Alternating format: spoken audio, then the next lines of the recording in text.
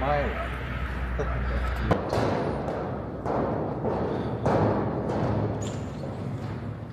Светля? Тук ли си?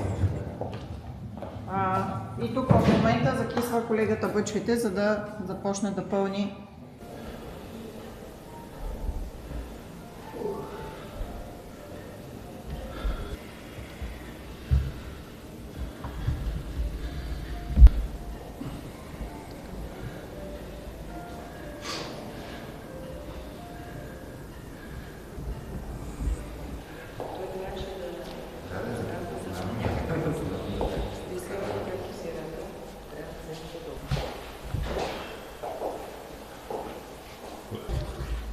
Бутикови изживявания в България и Драгомир е част от тези 9 обекта, които са включени вътре в тази книга.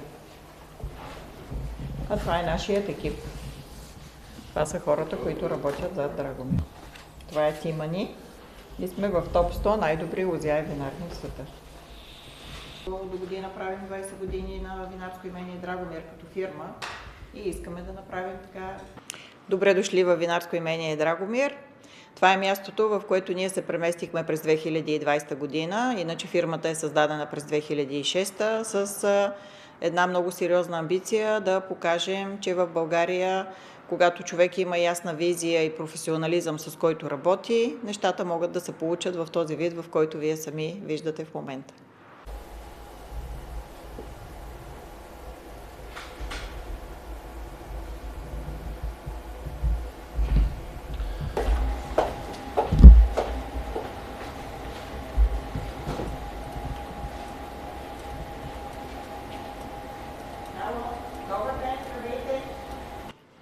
Аз съм управител на винарско имение Драгомир. То не е кой знае колко сериозен бизнес, но е бизнес, зад който стои огромно количество труд и търпение, тъй като още с засаждането на лозята, чакането на гроздето да стане готово, за да даде първото вино, се изисква, разбира се, много средства, много търпение. Ние се финансираме до някъде и чрез европейски програми, работим и с банкови кредити и, разбира се, аз лично като човек, който живее в Европа, живее в България, съм удовлетворена от решението еврото да влезе в България, защото това би облегчило, според мен, бизнеса на голяма част от работещите в България предприятия.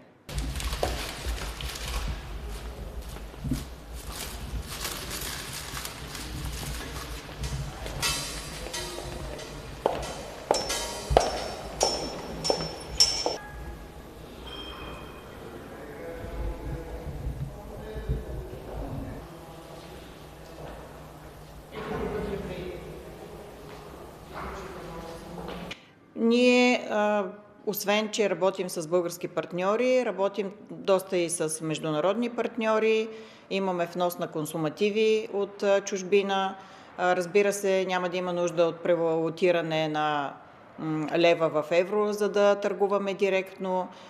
Когато хората пазаруват клиентите ни пазаруват през сайта ни, също би било доста по-лесно да излизат цените в евро и да могат да плащат директно в евро. Дори когато ние самите пътуваме в чужбина, няма да има смисъл да се притесняваме имаме ли евро в джоба, за да отидем в най-близката съседна страна, в която оперира с тази валута.